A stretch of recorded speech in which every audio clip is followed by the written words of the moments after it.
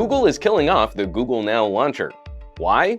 We don't know. But what does this move mean for consumers and smartphone manufacturers? Well, let's take a closer look. To start off, it's worth reiterating just what is a launcher. Unless you're really into jailbreaking, there's really only one way to use an iPhone. You have pages of apps, a slider on the top for your notifications, and a slider on the bottom for quick actions like controlling your Wi-Fi. The Android ecosystem's a lot more diverse. That's why when you get used to one Android phone and you pick up a different Android phone, it feels different. One way to help improve the familiarity on Android phones, every time you buy a new Android device, you can install your own launcher and customize it so that it feels the same as previous phones you've owned. Android is made and supported by Google, so maybe consider installing a Google-developed launcher. While other companies look to add a ton of features, Google's approach focused on a fluid interface and ease of use. Well, we now have official word from Google that by the end of this quarter, the Google Now launcher will be no more. For manufacturers, there's an official list of apps that Google requires companies to install on their phones before they ship them out. Not only is the Now launcher being delisted, but any phones manufactured after the cutoff date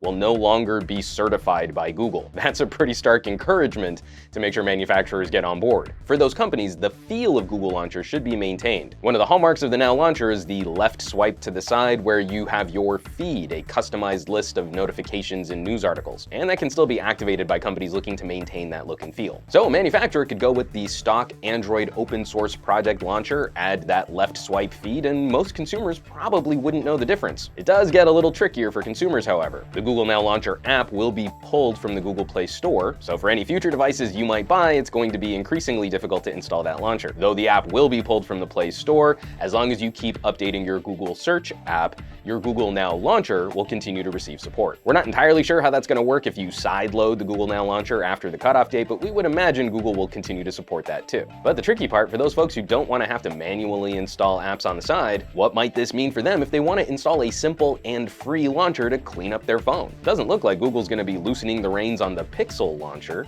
That's going to stay on Pixel phones. There are a number of fantastic third-party options, and I'm a big fan of Nova Launcher, for example. It really will be a bummer if there isn't a first-party Google Android solution for people looking to customize their Android devices. And of course, we want to hear from you. Do you use the Google Now launcher?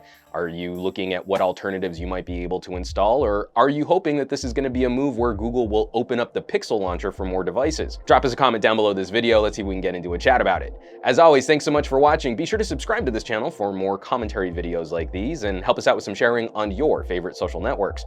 For Pocketnow, I'm Juan Carlos Bagnell, some gadget guy on Twitter and Instagram, and I will catch you all on the next video.